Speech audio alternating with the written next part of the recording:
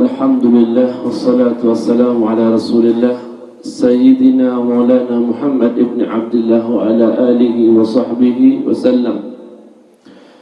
اللهم صل وسلم على سيدنا محمد مفتاح باب رحمة الله عدد ما في علم الله صلاة وسلاما دائمين بدوام الملك الله وعلى آله وصحبه ومن والاه أما بعد. Yang saya hormati dan yang saya muliakan, orang tua saya, para habaib, tuan guru, dewan asatid, dan hadirin hadirat yang dimuliakan Allah Subhanahu wa ta'ala. Wabil khusus orang tua saya, kerabat, yaitu yang mulia Al-Habib Sadiq bin Muhsin Al-Haddad dan Habib Hashim bin Muhsin Al-Haddad dan juga Habib Ahmad Zaki bin Syekh Abu Bakar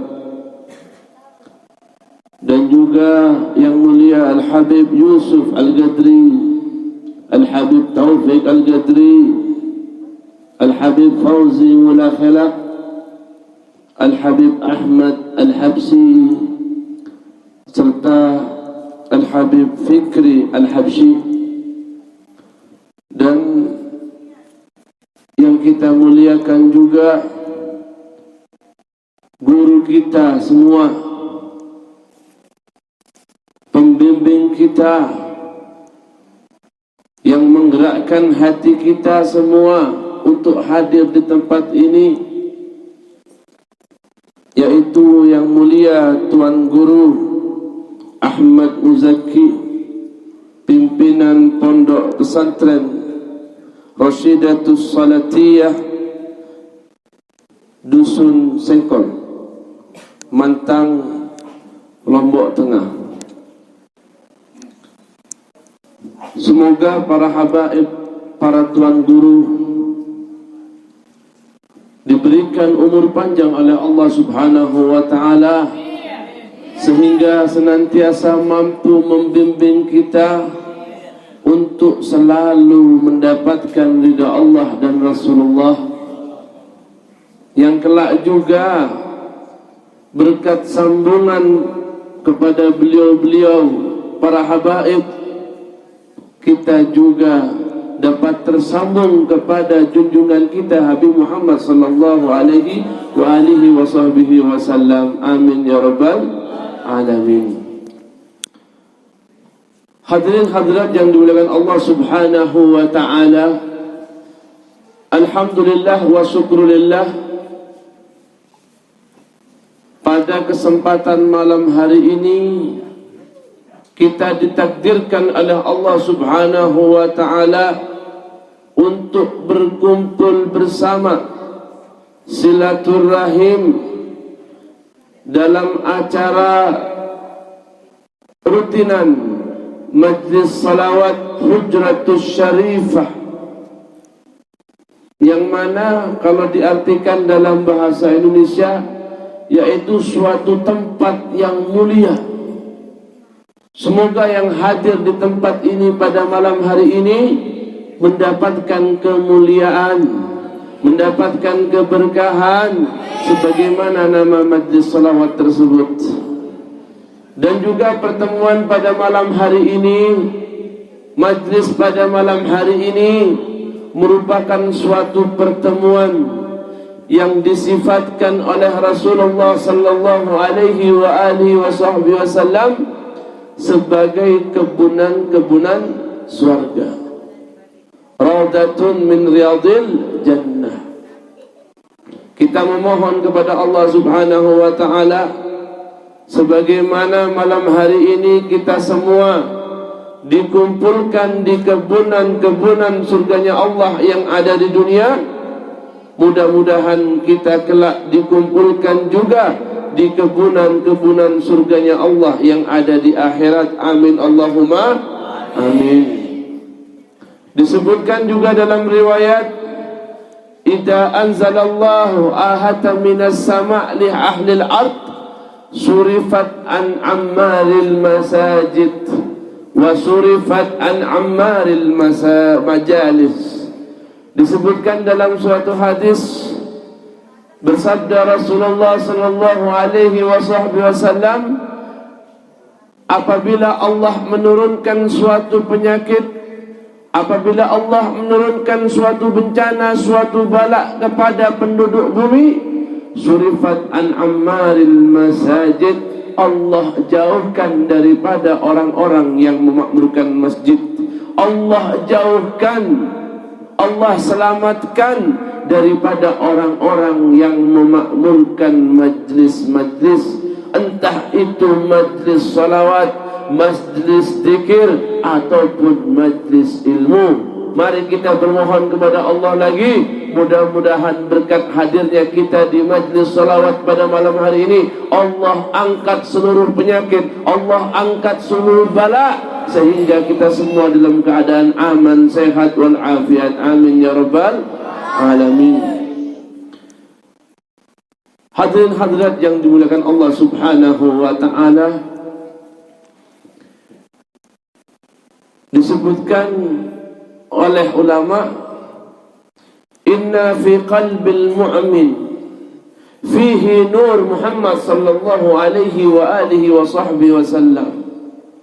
Sesungguhnya di dalam hati setiap mukmin, di dalam hati setiap orang, setiap manusia yang beriman kepada Allah subhanahu wa ta'ala, terdapat cahaya Muhammad Rasulullah sallallahu alaihi wa alihi wa sahbihi wasallam.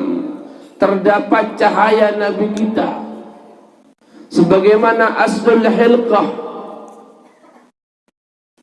seluruh alam yang ada diciptakan karena nur Habibuna Muhammad sallallahu alaihi wa alihi wa sahbihi wasallam. Manusia diciptakan dari tanah, tapi pada hakikatnya tanah tersendiri, tanah tersebut tercipta dari nur Habibuna Muhammad. Setan makhluk, iblis makhluk yang tercipta dari api, pada hakikatnya semua tercipta dari nur Muhammad sallallahu alaihi wasallam. Bahkan seluruhnya, jika bukan karena nur Muhammad, Allah tidak akan menciptakan alam semesta ini. Maka dari itu, ada titik terang sedikit di dalam hati manusia yang beriman kepada Allah, cahaya Rasulullah sallallahu alaihi wa alihi wasallam. Dikatakan cahaya tersebut adwa min ayyi anwar fi hadzal alam, lebih terang, lebih bercahaya daripada cahaya-cahaya yang ada di alam ini. Hatta min nuril qamar atau nuris syams, lebih bercahaya daripada cahaya bulan dan lebih bercahaya daripada cahaya matahari. Sekarang yang menjadi pertanyaan, hidup atau terang atau tidak cahaya tersebut di dalam hati kita?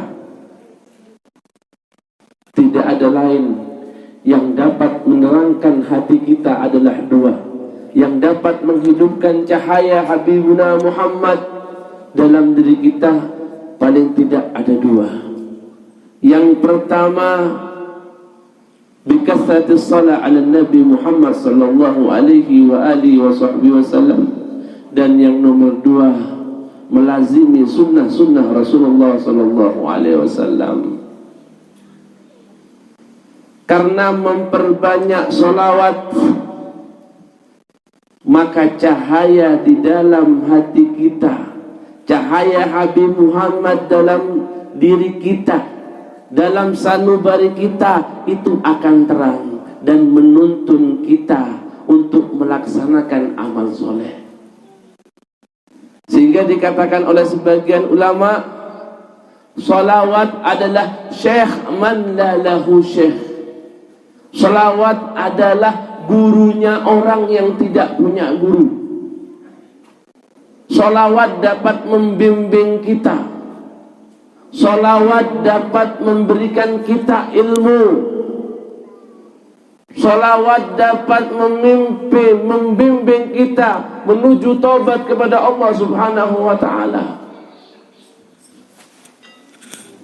Jadi alhamdulillah wa syukurillah, pada majlis malam hari ini kita ditakdirkan mulai dari ba'dal isya, mungkin kita membaca ratib, membaca maulid, lantunan sholawat yang diiringi dengan hadrah.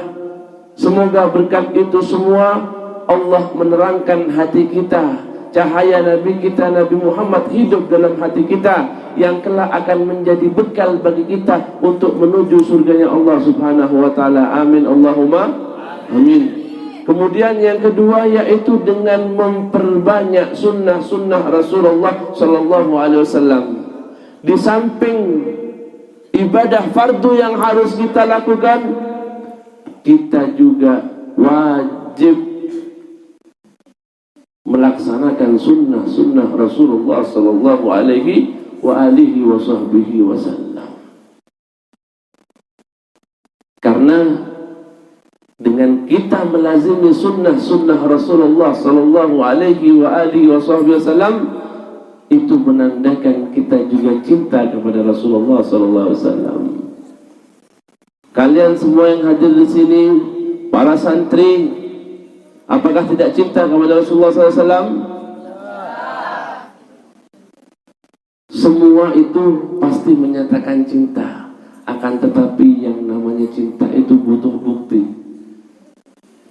Seorang santri, seorang talabatul ilm dikatakan betul-betul cinta kepada Rasulullah SAW apabila dia rutin, rajin belajar, menghafal Al-Quran, menghafal hadis, mutalaah kitab, murajaah, pelajaran. Seseorang dikatakan cinta apabila setiap waktunya, mulai dari dia melek, mulai dari dia membuka matanya bangun tidur sampai menutup mata kembali, terutama para santri, tidak lepas daripada sunnah-sunnah Rasulullah SAW. Agama Islam telah mengatur bagaimana proses aktivitas manusia. Bangun tidur, kita diperintahkan, dianjurkan untuk membaca doa. Menuju kamar mandi mendahulukan kaki kiri. Berdoa masuk kamar mandi, keluar kamar mandi menggunakan kaki kanan. Berwudu ada doanya. Sampai melaksanakan sholat pun kita diatur.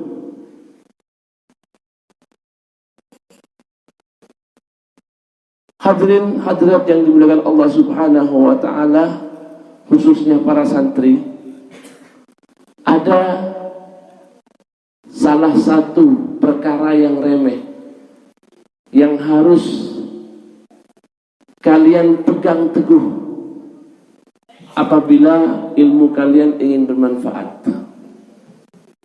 Di sini karena berada di pondok pesantren, jadi ditendensikan terhadap para santri dan santriwati terlebih dahulu. Ada suatu hal yang harus kalian pegang. Ada suatu hal sunnah Rasulullah sallallahu alaihi wasallam yang harus kalian jaga setiap saat, yaitu siwak. Ada yang punya siwak di sini? Hah? Coba angkat tangan yang punya siwak. Alhamdulillah wa syukurulillah. Aib, suatu kesalahan apabila santri itu tidak punya siwak. Karena disebutkan oleh Al-Habib Abdullah bin Al-Haddad, siwak ini sebab futuh, penyebab daripada orang itu mendapatkan futuh, terbukanya ilmu kepada orang tersebut, kepada santri tersebut. Disebutkan juga dalam hadis, siwak ini matharatun lil fam wa mardatun lirrab, orang yang menggunakan siwak. Kata Nabi Muhammad SAW, siwak itu dapat mensucikan mulut kita, membersihkan mulut kita. Wa mardatun lirrab, dan Allah ridha kepada orang-orang yang menggunakan siwak. Jadi kalian yang ada di sini di ma'had ini, Allah ridha kepada kalian. Dan jika Allah ridha kepada kalian, kalian dimudahkan oleh Allah untuk mendapatkan ilmu yang bermanfaat. Mudah-mudahan berkat kalian yang menjaga suatu. Jadi sunnahnya Nabi ini banyak. Saya cuma memberikan satu contoh siwak. Apabila sudah berpegang teguh pada satu siwak, satu sunnah ini, insya Allah para santri dan santriwati akan mengikuti sunnah-sunnah Nabi yang lainnya. Belum lagi dalam suatu hadis disebutkan, rakaatani bisiwak khairun min sab'ina raka'ah bighairi siwak. 2 rakaat kita sholat menggunakan siwak lebih afdal daripada 70 rakaat kita tidak menggunakan siwak. Alhamdulillah wa syukurillah, para santri di pondok pesantren ini, pondok pesantren Rusdah. Alhamdulillah wa syukurillah, mudah-mudahan dengan santri atau thalabatul ilm yang ada di tempat ini senantiasa menjaga sunnah-sunnah Rasulullah, insya Allah beliau semua akan mendapatkan daripada ilmu-ilmunya Rasulullah SAW. Hadirin hadirat yang dimuliakan Allah Subhanahu wa ta'ala, begitu pentingnya kita menjaga sunnah Rasulullah sallallahu alaihi wasallam. Dan alhamdulillah wa syukurillah, apabila sunnah-sunnah Nabi melekat pada diri kita semua, baik yang sudah menjelang usia 20, 30 atau 40 tahun,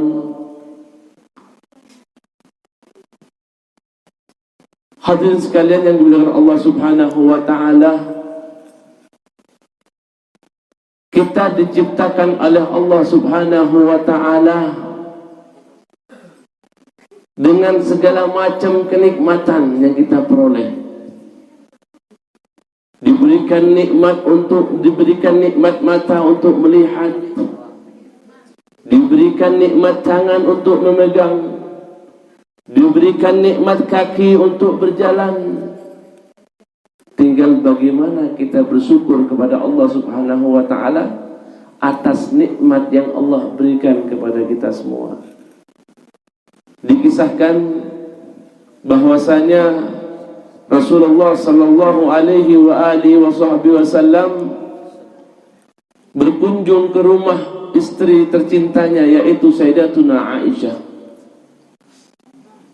Ketika menjelang malam, Rasulullah sallallahu alaihi wasallam meminta izin kepada Sayyidatuna Aisyah untuk melaksanakan salat malam. Kemudian Sayyidatuna Aisyah mengizinkan beliau salat.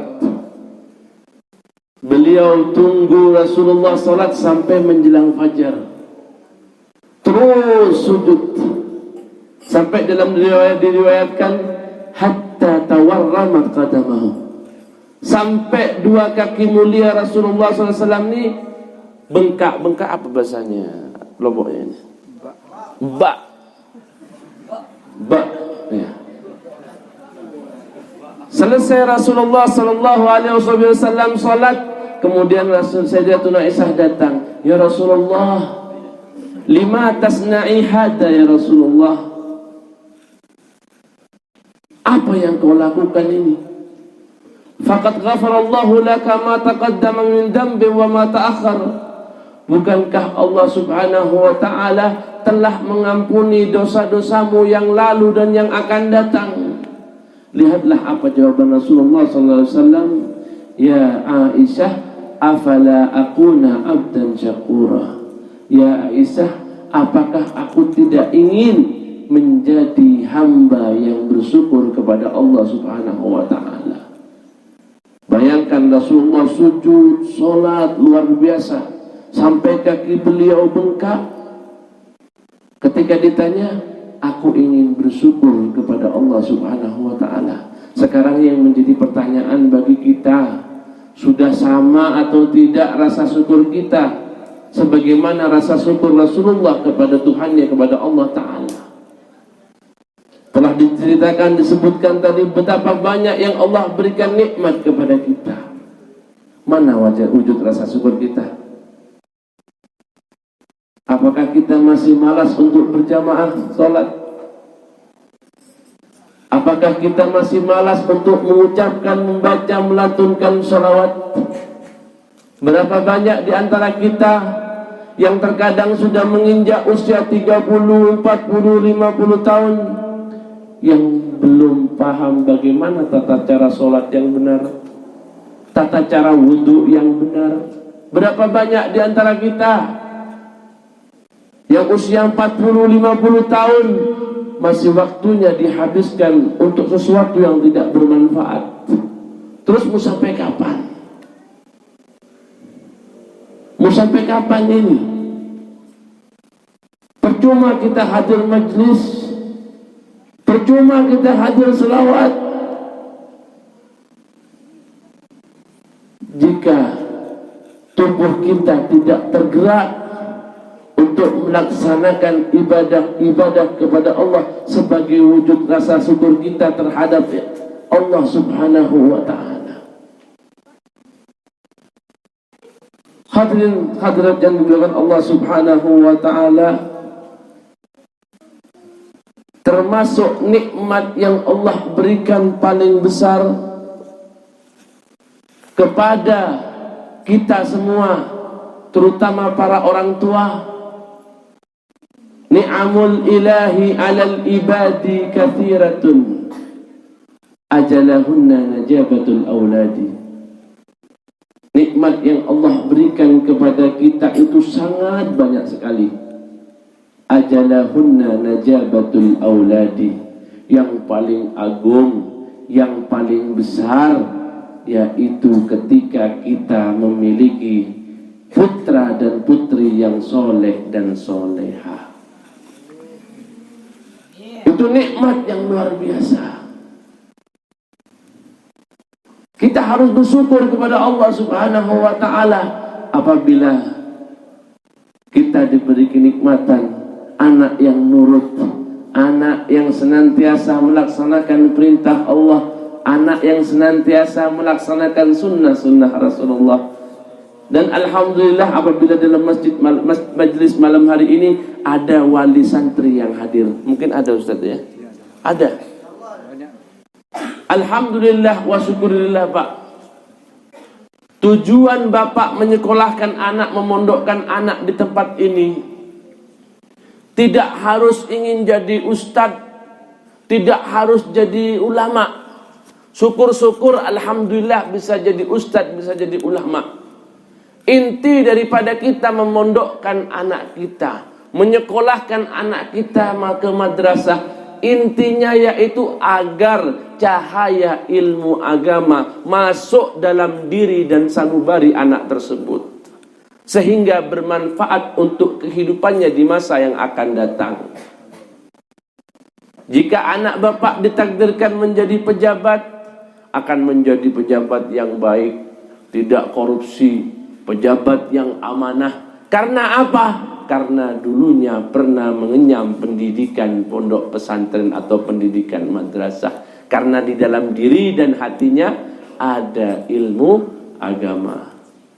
Ketika ditakdirkan di masa yang akan datang menjadi pedagang, tentunya dia akan menjadi pedagang yang baik, pedagang yang jujur, pedagang yang amanah, pedagang yang tidak pernah mengurangi timbangan, atau pedagang-pedagang yang menjauhi riba. Karena apa? Dia mengerti ilmu agama. Begitu juga kelak anak-anak yang ada di pondok-pondok pesantren, yang ada di madrasah, mereka juga calon-calon menjadi orang tua. kelak akan menjadi orang tua yang baik, orang tua yang mengerti ilmu agama, sehingga memudahkan bagi dirinya untuk mendidik anak-anaknya untuk kenal terhadap ilmu, mudah mengajarinya tata cara mengaji, tata cara sholat dan yang lainnya. Jadi syukur, alhamdulillah. Sekali lagi, tujuannya agar apa? Agar cahaya ilmu agama masuk dalam diri anak tersebut yang bermanfaat di jenjang kehidupannya di masa yang akan datang. Hadirin hadirat yang dimuliakan Allah Subhanahu wa taala, alhamdulillah wa syukurillah, kita berada di suatu tempat yang sangat mulia, yaitu pondok pesantren, di mana setiap harinya lantunan-lantunan ayat Al-Quran, di mana setiap harinya mudzakarah hadis, pelajaran ilmu. Tentunya ini juga akan mengundang rahmat dan nafahat dari Allah Subhanahu wa ta'ala. Oleh sebab itu, mari kita dukung semuanya, baik dukung dari moral ataupun dukung dari material. Mari kita dukung guru-guru kita untuk membimbing anak-anak Bapak semua yang ada di sini. Karena berkat dukungan Bapak, insya Allah putra dan putri Bapak semua salihin. Kebiasaannya orang-orang soleh. Seperti itu. Alhamdulillah wa syukurillah, kita semua dijadikan oleh Allah Subhanahu wa ta'ala menjadi hamba-hamba yang bersyukur. Hadirnya kita pada malam hari ini juga termasuk rasa syukur kita kepada Allah Subhanahu wa ta'ala. Ada Habib yang datang dari Praia jauh, ada yang dari Lombok Barat, bahkan ada yang dari tempat terpencil daerah-daerah sini. Semua ingin mengharap syafaat, semua ingin mengharap pahala daripada lantunan-lantunan salawat yang dibacakan, Pak. Karena ini kelak yang akan menjadi bekal Bapak di kemudian hari, yang menjadi bekal kita semua untuk menuju alam berikutnya. Inna awlan nasi bi yaumal qiyamah aktsaruhum alayya salatan. Disebutkan dalam hadis, Rasulullah bersabda, sesungguhnya orang yang paling dekat kepadaku kelak di hari kiamat adalah orang-orang yang paling banyak bersalawat kepadaku. Yang paling banyak bersalawat. Alhamdulillah lagi kita bersyukur kepada Allah Subhanahu wa ta'ala. Pada malam hari ini kita ditakdirkan untuk bersalawat bersama. Insya Allah kita semua menjadi orang-orang yang terdekat, menjadi teman baginda Rasulullah SAW untuk menuju surga. Juga disebutkan dalam suatu hadis, innallaha malaikatun syayakhin fil ard yuballighuni may yusalli wa yusallim alayya. Sesungguhnya Allah Subhanahu wa ta'ala memiliki malaikat yang tugasnya mencatat siapa saja yang berselawat dan mengirimkan salam kepada Rasulullah sallallahu alaihi wasallam, kemudian disampaikan kepada Ar-Rasul. Contoh misalkan saudara kita mungkin Marzuki salawat 1000 kali, kemudian malaikat itu menyampaikan kepada Rasulullah SAW, ya Nabi Allah, wahai Rasulullah, hambamu yang bernama Marzuki hari ini telah salawat 1000 kali. Ya Rasulullah, hambamu yang bernama Abdullah telah bersalawat 10.000 kali. Nanti ketika dikumpulkan di mahsyar, di mana orang-orang sibuk mencari pertolongan, orang yang rutin bersalawat, yang rutin hadir di majlis-majlis semacam ini, kelak langsung dipanggil namanya oleh Rasulullah SAW. Tidak repot lagi. Kita tidak repot mencari, langsung kita ditarik oleh Rasulullah SAW menuju payung beliau dan bersama-sama beliau menuju surganya Allah Subhanahu wa taala. Semoga kita semua yang hadir di tempat ini, baik para santri juga yang di tempat ini, ditakdirkan juga kelak bersama Rasulullah SAW menuju surganya Allah. Amin Allahumma amin. Dan yang terakhir ini pesan untuk santri. Pesan untuk santri. Kalian di sini rata-rata mukim maksudnya. Mukim. Paling jauh dari daerah mana? Dari Lombok Barat.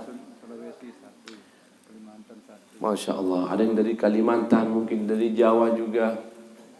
Nah, dengarkan adik-adikku sekalian. Orang berbakti kepada orang tua tidak harus berada di rumah. Tidak harus bersama-sama kepada orang tua, tidak. Kalian berada di sini menuntut ilmu juga bisa berbakti kepada orang tua. Dengan apa? Dengan yang disebutkan di awal tadi, yaitu dengan rajin belajar. Jangan malas.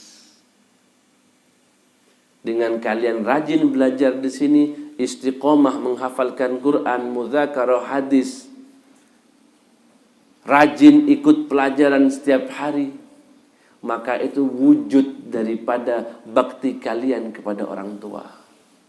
Jika kalian rajin, tentunya pasti akan mendapatkan nilai yang bagus. Ketika nilai tersebut disampaikan kepada orang tua kalian senang apa tidak? Senang. Membuat senang hati orang tua juga termasuk birrul walidain, termasuk wujud bakti kepada kedua orang tua. Subhanallah. Disebutkan oleh Imam Syafi'i, "Lau kana nurul ilma yudraku bil muna, ma kana yabqa fil bariyati jahilun. Ijhad wa la taksal wa la takun ghafilan, fanadamatul uqba liman yatakasalu." Jika seandainya ilmu itu diperoleh dengan menghayal, maka yabqa fil bariyati jahilun, maka tidak akan ada orang bodoh di dunia ini. Kata Imam Syafi'i, ijhad wala taksal, rajinlah kalian, jangan malas. Fanadamatul uqba liman yatakasalu. Hanya orang yang menyesal di kemudian hari, hanya orang-orang yang malas. Terkadang orang yang mondoknya atau sekolahnya tidak selesai, di kemudian hari akan menyesal. Ya Allah, coba seandainya saya dulu mondok, saya pasti ngerti hukum-hukum ini. Ya Allah, coba seandainya saya dulu mondoknya rajin, pasti saya hafal Al-Quran. Ya Allah, coba seandainya saya dulu giat, rutin mutolaah, tentunya saya pasti jadi ustadz. Percuma. Dikatakannya apa? Hanya orang-orang yang malas, yang menyesal di kemudian hari. Jadi orang berilmu itu luar biasa. Orang berilmu itu mulia. Al-ilmu syarif, kata Nabi. Ilmu itu mulia. Wal jahlu qabih. Kebodohan itu jelek. Akhul ilmi hayyun khalidun ba'da mautihi, wa awsaluhu tahta turabi ramimu, wadul jahli maitun wa huwa yamshi ala thara yadunnu minal ahya'i wa huwa adimu. Akhul ilmi, orang yang punya ilmi, hayyun khalidun ba'da mautihi, dia akan hidup kekal setelah matinya. Wa awsaluhu tahta turabi ramimu, meskipun tulang belulangnya hancur dimakan tanah. Kalau orang berilmu, dia mengajar, dia mengarang kitab, dia mengajar sampai orangnya jadi ustadz. Jadi ustadz mengajar lagi, terus nyambung ilmunya. tidak habis-habis, terus pahalanya mengalir meskipun dia telah meninggal. Dia alim, allamah, mengarang kitab. Orang yang meninggal, kitabnya tetap terjaga. Semakin banyak yang mempelajari kitab tersebut, semakin banyak pula pahala yang sampai kepada orang tersebut. Jadi terus mengalir. Jadi hidup selamanya. Hayyun khalidun. Nah, kebalikannya, wadul jahli maitun. Orang yang bodoh itu mati. Wa huwa yamshi ala thara, meskipun dia jalan di atas bumi ini. Percuma, tidak ada manfaatnya, tidak ada kimahnya di masyarakat. Orang yang orang bahlul, orang yang bodoh. Yadunnu minal ahyai, orang yang bodoh menyangka dirinya hidup, mengira dirinya hidup. Wa huwa adimu, padahal hakikatnya dia tidak ada, dia mati. Coba kita bayangkan, kita perhatikan, mungkin ada orang-orang di sekitar kita. Orang bodoh percuma, tidak ada kemuliaan di sana. Hanya bisa menjadi sampah, na'udzubillahi min dzalik. Setidaknya, ingat,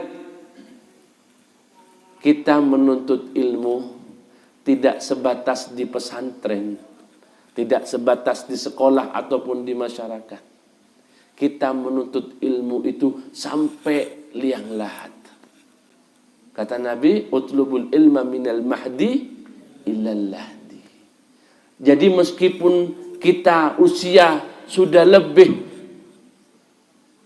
tidak ada istilah putus asa dalam menuntut ilmu. Kapanpun ada niat, usia berapapun, insya Allah apabila Allah berkehendak, maka Allah memberikan ilmu kepadanya. Karena disebutkan dalam suatu hadis, man yuridillahu bihi khairan yufaqihu fiddin.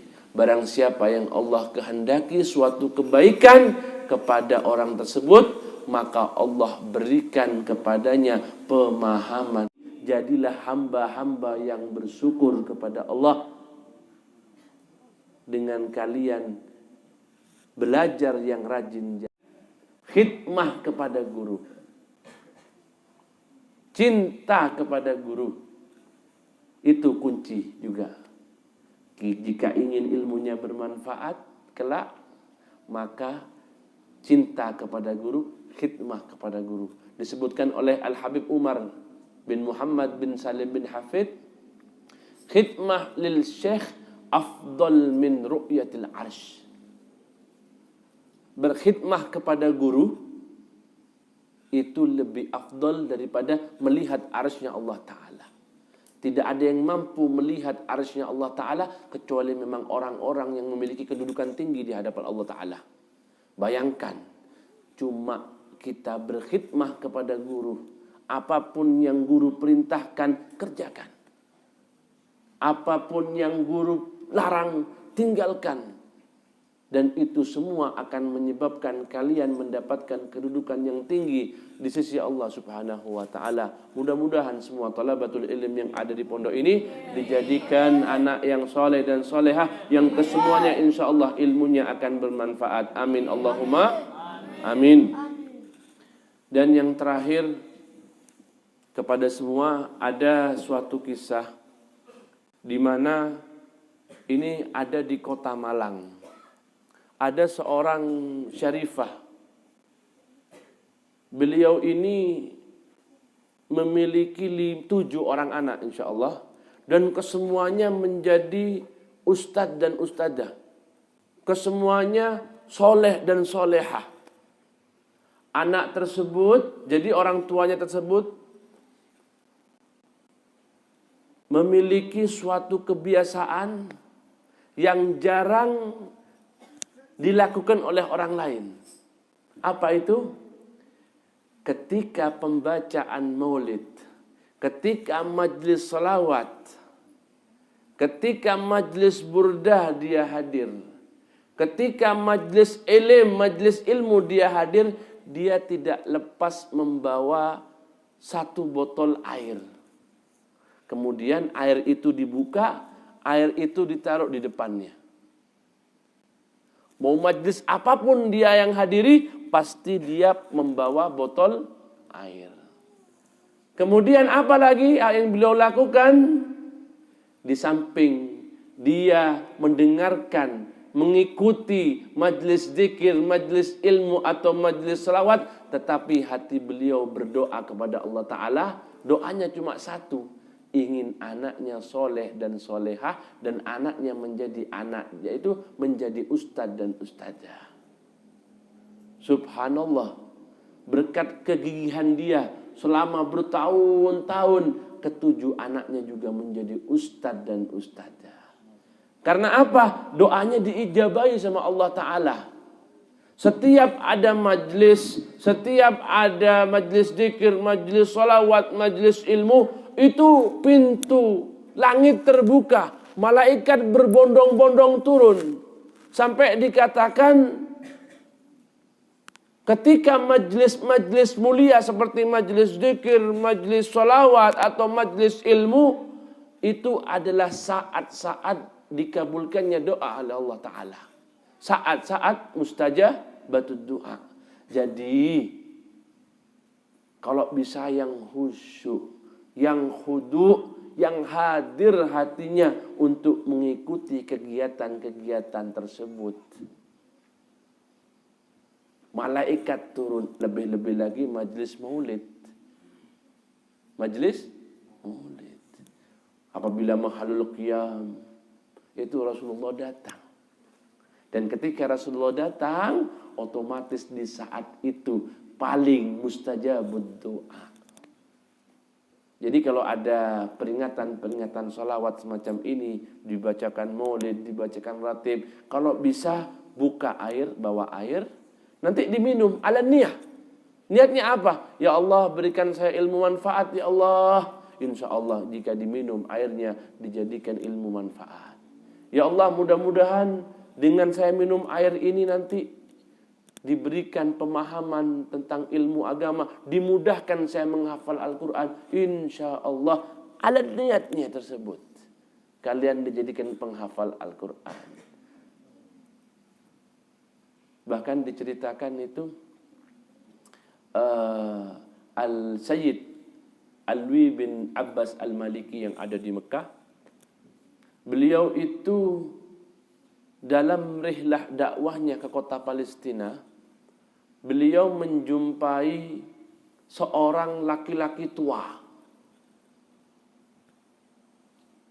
Ketika beliau menghadiri maulid, dia melihat seorang laki-laki tua yang mulai pembacaan maulid sampai akhir maulid, dia berdiri. Berdiri dia. Nah, hal tersebut membuat penasaran Sayyid Alwi bin Abbas Al-Maliki. Setelah acara maulid, didatangi. Wahai bapak tua, apa yang menyebabkan engkau ini berdiri mulai awal sampai akhir dalam pembacaan maulid tadi? Katanya. Bukankah engkau sudah sepuh, sudah tua, alangkah baiknya engkau duduk. Nanti jika mau berdiri ketika mahalul qiyam. Kemudian bapak tua tadi bilang, engkau mau tahu apa alasan aku berdiri mulai dari awal sampai akhir? Naam, katanya Habib Alwi bin Abbas Al-Maliki. Ketahuilah, aku adalah dulunya pembenci maulid. Aku dulunya tidak percaya bahwa yang katanya orang Ahlus Sunnah wal Jamaah, Nabi itu hadir ketika mahalul qiyam. Saya tidak percaya, kata orang tadi. Sampai suatu ketika saya diundang oleh sahabat saya untuk peringatan maulid Nabi. Karena sahabatnya mengundang, dia hadir. Ketika mahalul qiyam yang lain berdiri, orang tadi duduk. Orang tadi duduk. Mungkin pahamnya berbeda kan? Seketika itu datanglah sosok yang bercahaya, berjubah tinggi, besar. Wa subhanallah, kata orang tadi, aku melihat itu adalah benar-benar Rasulullah SAW. Ketika aku hendak berdiri, aku tidak bisa. Kemudian pada saat itu aku diberikan oleh Allah suatu penyakit, yaitu penyakit lumpuh. Aku menangis dan aku bertobat dan aku bernazar kepada Allah Ta'ala, ya Allah, aku bertobat ya Allah, dan aku bernazar apabila engkau menyembuhkan penyakitku ini, maka aku akan hadir di setiap peringatan Maulidin Nabi, dan aku akan berdiri mulai awal sampai akhir. Subhanallah. Jadi itu alasannya. Ini kejadian nyata di kota Palestina yang mungkin beberapa puluh tahun yang lalu. Jadi harus tanamkan dalam diri dan hati kita bahwa Rasulullah hadir setiap pembacaan Maulid. Yakinkan. Jadi jangan main-main. Harus khusyuk. Taruh HP-nya. Jangan buka HP, buka hatinya. Karena di sana mustajabud da'wah, mustajabud du'a. Doa-doa dikabulkan ketika Nabi datang. Gitu. Ketika Habib Ali bin Muhammad bin Husain Al-Habsyi ditanya oleh muridnya, bagaimana ciri-ciri ketika dalam pembacaan Maulid itu Nabi datang? Apa kata Habib Ali bin Muhammad bin Husain Al-Habsyi? Idza nazalas sakinah wal waqar. Ketika datang ketenangan, kekhusyuan hati ketika kita hadir Maulid. Jadi kalau kita itu hadir khusyuk, khudu, tenang ketika mahalul qiyam, bahkan tidak tahu di samping kanan dan samping kirinya, itu adalah tanda bagaimana Rasulullah hadir pada kita di setiap perayaan Maulidin Nabi Muhammad SAW. Subhanallah, bagaimana keistimewaan Maulid. Karena keistimewaan Maulid ini merupakan peringatan paling agung, paling mulia. Tidak ada peringatan-peringatan lain di dalam Islam jika tidak ada peringatan Maulidin Nabi. Apa ada peringatan Isra Mi'raj? Tidak. Peringatan nuzul Quran. Apa ada? Tanpa peristiwa lahirnya Rasulullah SAW. Tidak ada. Bahkan Aidin, Idul Fitri, Idul Adha. Tidak ada. Tanpa adanya Rasulullah SAW. Jadi kalau bisa setiap saat, setiap waktu kita memperingati Maulidin Rasul. Bahkan dikatakan oleh sebagian ulama, jikalau bisa apapun perayaan yang kau rayakan, mau majlis ratib, mau majlis ilmu, mau majlis apa aja, usahakan juga diiringi dengan Maulid Rasul Muhammad sallallahu alaihi wasallam, karena ada keberkahan di sana. Subhanallah, mudah-mudahan yang hadir semua diberikan keberkahan, manfaat, insyaAllah berkat hadirnya kita di Maulid ini. Allah kabulkan segala macam hajat-hajat kita. Allah lancarkan rezeki kita. Mungkin di antara kita ini ada yang mungkin belum jodohnya. Berkat hadir Maulid, insyaAllah dilancarkan jodohnya. Diberikan jodoh yang soleh, yang soleha. Talabatul ilm yang hadir di tempat ini, insyaAllah berkat duduk hadir dalam peringatan Maulid Nabi, Allah memberikan ilmu yang manfaat. Allah memberikan ilmu laduni. Yang belakang mungkin, yang awalnya tidak taat, menjadi orang-orang yang taat, yang ahli solat, yang ahli salawat. Begitu. Yang ahli maksiat diberikan taubat oleh Allah Ta'ala berkat hadirnya kita di majlis salawat. Mungkin sedikit ini yang dapat Al-Fagir sampaikan. Mudah-mudahan bermanfaat buat Al-Fagir pribadi dan semua yang hadir di sini. Hadza minni wa lakum minkum. Wassalamualaikum warahmatullahi wabarakatuh. 8 tahun, ada yang 12 tahun, 14 tahun. Ketika orang tersebut menginap di rumah guru itu, tengah malam disibukkan sesuatu. Dia keluar, ternyata putranya dan putrinya itu bangun tanpa paksa melaksanakan qiyamul lail, salat malam. Sampai menjelang subuh, padahal usianya masih kecil. Setelah salat subuh, orang tadi bertanya kepada guru ini, kepada ustadzah ini, wahai ustadzah, adakah amalan-amalan yang menyebabkan Anda memiliki putra dan putri yang masya Allah seperti itu? Bangun tanpa disuruh, langsung qiyamul lail, nunggu waktu sampai sholat subuh. Saya tidak punya amalan apa-apa aja. Mungkin sedikit. Saya menangis. Alangkah indahnya jika itu anak-anak saya. Anak-anak saya ini malas padahal sudah usianya baligh. Usia 15-20 tahun. Tapi dia malas untuk sholat. Malas bangun subuh katanya. Kemudian ustazah ini bilang, saya tidak punya amalan apa-apa. Cuma saya mulai perawan dulu, mulai belum menikah, saya selalu berdoa dalam sholat 5 waktu. Setelah sholat 5 waktu itu, yaitu doanya Nabi Ibrahim. Rabbij'alni muqimas shalah wa min dzurriyyati Rabbana taqabbal du'a. Rabbij'alni muqimas shalah wa min dzurriyyati Rabbana taqabbal du'a. Ya Allah, jadikanlah aku dan anak turunanku menjadi orang yang mendirikan sholat. Rabbana taqabbal du'a. Ya Allah, kabulkanlah doa kami. Nah, saya tidak lepas membaca doa itu. Mungkin karena sebab doa ini Allah memberikan saya itu keturunan yang soleh dan solehah. Nah, insya Allah ini adalah ijazah yang dapat diamalkan. Ajastukum. Alhamdulillah. Kemudian ada lagi bagi bapak-bapak dan ibu-ibu yang senantiasa rutin sholat berjamaah subuh. Diceritakan ada sahabat Nabi ini mengeluh karena kesulitan untuk urusan rezeki. Sudah kerja setiap hari, tetap ya itu aja rezekinya. Sampai menangis kepada Nabi, ya Rasulullah, saya ini setiap hari berusaha bekerja, tapi yang didapat itu saja katanya. Bagaimana sholat kamu? Sholat saya istiqomah sholat. Bagaimana amal kamu, pekerjaan kamu? Tidak ada yang melanggar perintah syariat.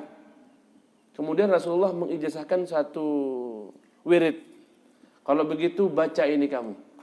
Subhanallah bihamdi, subhanallahil azim, astaghfirullah 100 kali. Setelah engkau sholat gabliyah sebelum kau melaksanakan sholat fajar, sholat subuh. Jadi di antara sholat gabliyah subuh sampai sholat subuh itu kan ada waktu. Kalau di Mekah, di Madinah, bahkan di Hadramut, itu antara azan dan iqamah itu bisa sampai setengah jam. Jadi waktu setengah jam itu dimanfaatkan oleh masyarakat untuk wirid. Termasuk subhanallah bihamdi, subhanallahil azim, astaghfirullah. Kadang ditambahi lagi astaghfirullah lil mu'minina wal mu'minat. Itu banyak wirid. Nah, ini ijazah langsung daripada Rasulullah SAW kepada pada sahabat yang bertanya itu. Akhirnya diamalkan oleh sahabat tersebut. Subhanallah bihamdi, subhanallah azim, astaghfirullah 100 kali. Wa subhanallah sampai menjelang Rasulullah wafat, sahabat tersebut menjadi salah satu sahabat yang kaya raya. Subhanallah. Jadi sekali lagi saya ijazahkan ini wirid ajastukum. Hadza minni wa lakum. Wassalamualaikum warahmatullahi wabarakatuh.